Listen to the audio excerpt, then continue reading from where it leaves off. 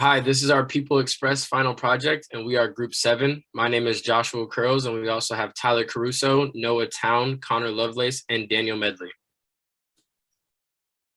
So just to dive in the table of contents, we have a nice extensive report for you guys today, starting with our competitive position. From there, we're going to our explanation of how we got to that competitive position, followed by our 4 decisions that we came up with our People's Fair, hiring, marketing fraction, and our service scope. After that, we will flow right into our overall financial results. Next will be followed by our liquidity and solvency, followed by our operating efficiency, capital structure, and customer demand, And we'll finish off with our service quality, productivity, systems perspective, strategy dynamics, and our conclusion. So this is just a quick little game plan that we came up with to try to achieve the goals that we wanted to for this People Express final project. We really wanted to limit our number of violations. We finished with 74 out of 78, so a total of 6 violations. We really wanted to focus on our ROA and our cost of capital while maintaining our service scope. We really wanted to also keep our leverage ratio less than 4, while also keeping our times interest earned greater than 2. And finally, our service quality greater than 1. We understand that the requirement was greater than 7, but we tried to give ourselves a greater chance for success and keep our service quality greater than 1. So right into our competitive positioning, we wanted to have a higher service quality compared to our competitors. So like I said, we wanted to have our service quality at 1 rather than 0.7.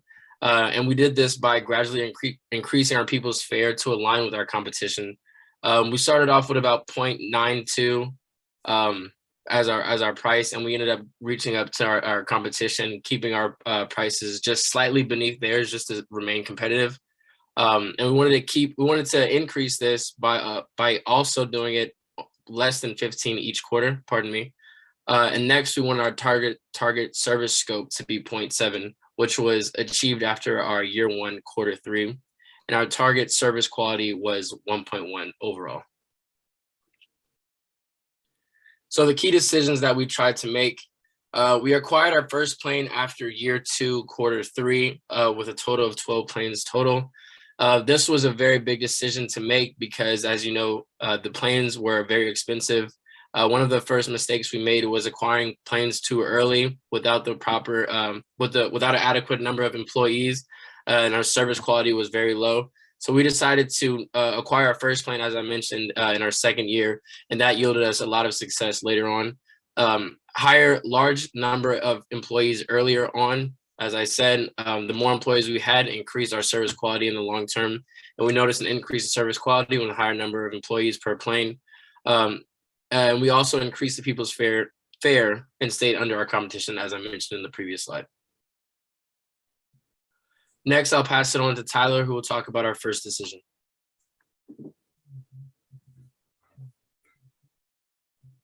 I think you're muted, Tyler. Oh, sorry. So like Josh talked about, aircraft acquisition is one of the most important decisions, if not the most important decision we had to make in the simulation.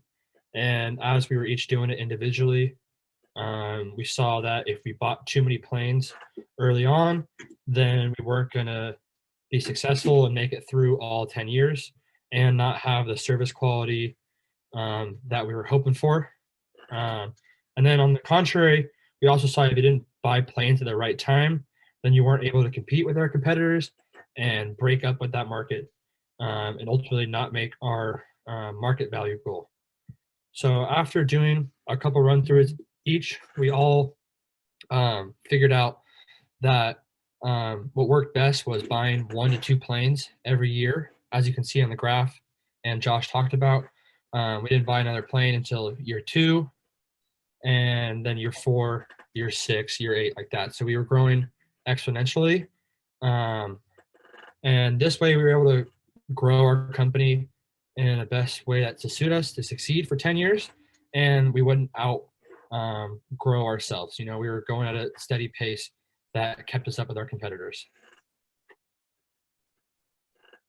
So another important decision and rule was to not raise the people's fare by more than 15%, like Josh talked about. And we also wanted to stay competitive with our competitors' prices. But when you're starting off as a company, you can't have a too high of a start price value. So as you can see through the graph, we didn't really raise our people's fare prices until around year 3, year 4. And that's basically when, we had been around for a couple years. We had started to go and get a strong customer base with our low prices. So then over time, we could gradually increase those because we already had that strong base with us. Instead of, breaking into the market in some trial runs with high prices, we wouldn't gain that customer bases. And then as you can see from year 4 to year 10, we kept raising those prices just a little bit each quarter so that we got closer to closer with our competitors' prices. And you can see that theirs gradually declined throughout the 10 years. And I think that really helped us grow and succeed as a company, that we just, didn't stay at the same price, and we kind of, found the right price throughout.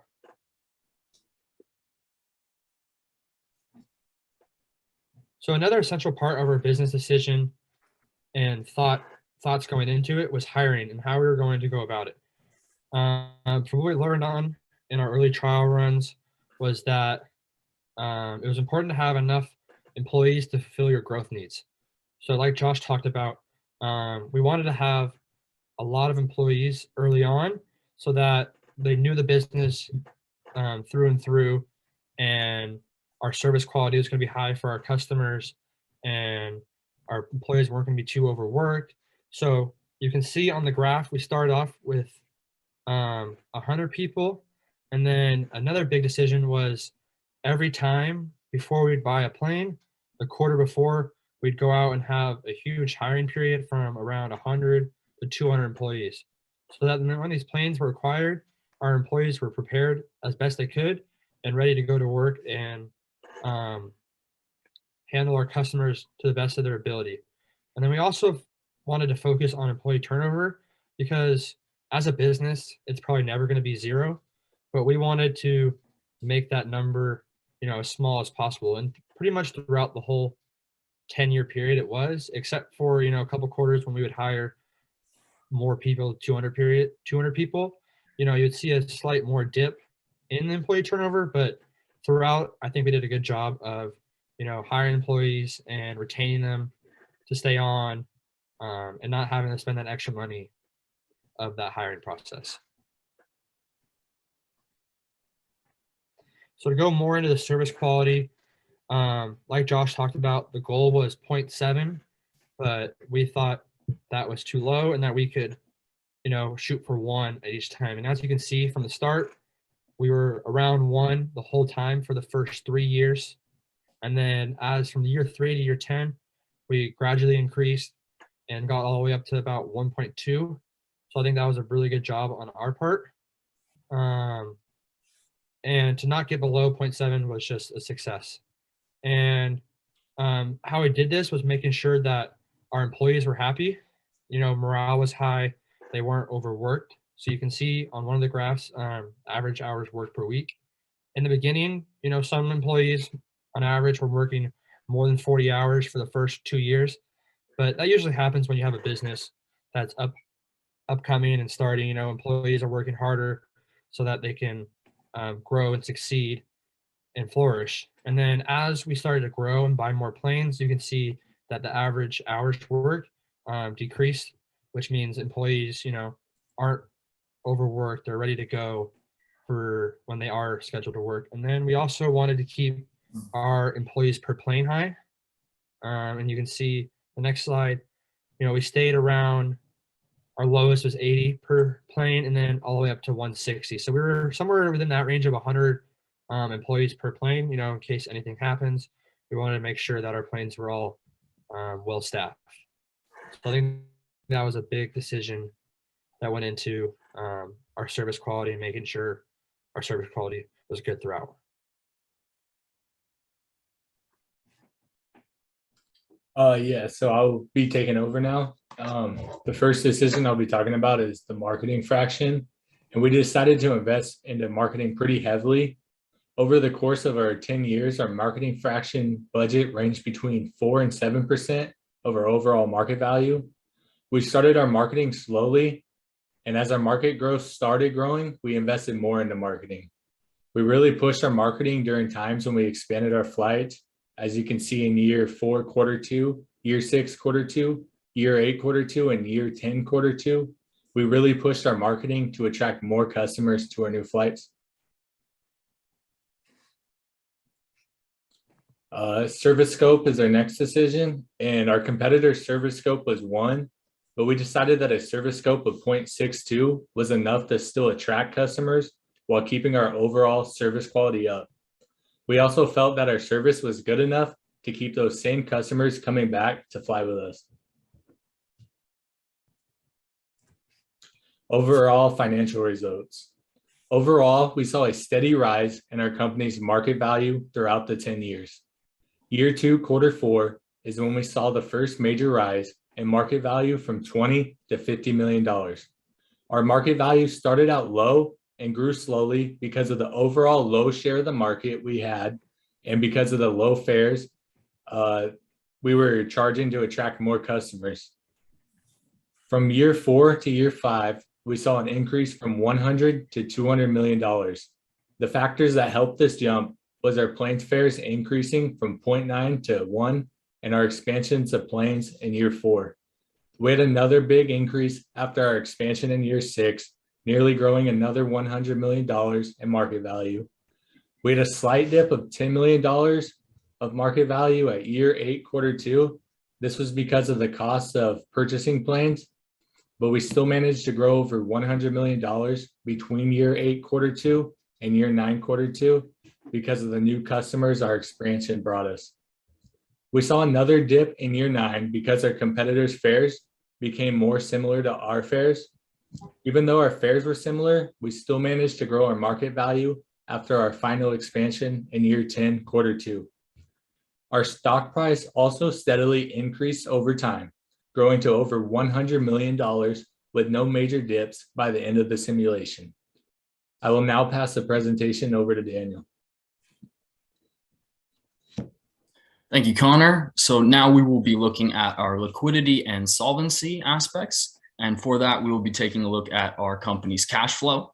And so the variables regarding our cash flow, as we can see in the graph to the right, we have our net cash flow total, as well as our cash flow from investing, operations, and financing. Now, taking a deeper look into the actual financials for the cash flow, starting off with the total net cash flow, we can see a positive growth trend with a couple minor dips where obviously the company purchased inventory, such as equipment needed to make planes or the planes themselves. Also, moving on to the financing is the gray bar, which has a pretty well correlation regards to net cash flow. However, we can see some dramatic increases and decreases, those spikes, and that is where our company itself needed that finance to purchase those planes or inventory / resources. And an indirect correlation you can see is with our cash flow from investing, which is where our company needed to get, in order to get the planes, we needed to use some of our expenses and cash to acquire those planes, and that was from investing. And lastly, we can take a look at our cash flow from operation, which also has a direct correlation with our cash flow, but it is a slightly lower because it is a single unique department within our business that earns cash flow. Now moving on to the next slide. So we take a look at our operating efficiency, which is our return on capital compared to the cost of capital. And looking at the graph on the right again, we can see our initial cost of capital remained the same throughout our simulation. We can also see our return on assets, however, had a long-term growth for our capital, which obviously when we produced the planes, there was more revenue intake on our ticket sales. So the actual planes themselves could be used as a form of payment and a way of generating cash flow. And also, like I previously stated, when you can see those minor dips, our assets dipped in value when the company used resources for the production of planes. Next slide, please. Now we're going to take a look starting at our capital structure. Now this is our leverage ratio, which is pretty much our total assets divided by equity, which is our overall accumulation of debt as a company. And as you can see, we see our leverage ratio has a negative exponential graph, which is always good to see as a company. You never want to be taking on more debt than equity. So that was satisfying to see from our results and our performance, as well as ideal. And our project was, like I stated, obviously had more equity rather than debt. And then this translates reasoning because we were able to use our flight revenue and realizing with little debt that we had very low financial risk as a company. So overall, very well satisfying capital structure. Now I'll pass it off to Noah. All right, well, so the other half of our capital structure would be our safety in repaying debt, which is calculated as earnings over interest expense. And as you can see in the beginning, or towards the middle actually of the graph, you can see a sharp difference in our earnings. And the reason is because we didn't rely heavily on debt to finance our projects. And as a result, we were able to increase our earnings while decreasing our interest expense. And if we were falling behind on financing from cash flow, say, we would easily be able to borrow and finance our projects through debt. So the next would be customer demand. Our customer demand was pretty steady, the load factors. Over the years, it stayed relatively the same at about 75%. We were able to fill our flights because of the number of aircraft and flight attendants that we had. And then on the growth rates chart, the spikes at the quarterly intervals reflect the purchasing of aircraft over time and the fluctuations of flight attendants and actual turnover. So you can see at basically every 2 years, it seems like we were acquiring aircrafts, and it had a direct correlation to our growth rates. And last, we have our productivity. So our main focus here was really just to have a low turnover ratio. So our hiring decisions, as earlier stated, we wanted to have a low turnover. We tried to keep our flight attendant number relative to the amount of aircrafts that we had. And this really gave us a high value for our employees because of our market capitalization, or our equity rather. And so we had a steady turnover rate, and that allowed us to be really productive, fill our flights, and ultimately we were able to have a high revenue. All right, and now for the conclusion, I'll be passing it off. Yeah, just to bring everything home, just want to reiterate the things that we talked about. We acquired our first plane after year 2, quarter 3, and it set us up for long-term success. As previously mentioned, we increased our productivity as we decreased and lowered our turnover.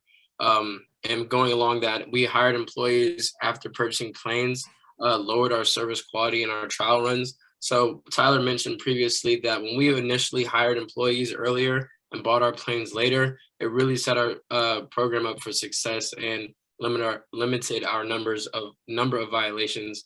And the final two, what we learned from this simulation is that running and maintaining a successful business is very difficult. And obviously that planes are very expensive. I hope that you enjoy our presentation, and on behalf of Group 7, we appreciate it. And that concludes our People's Express project.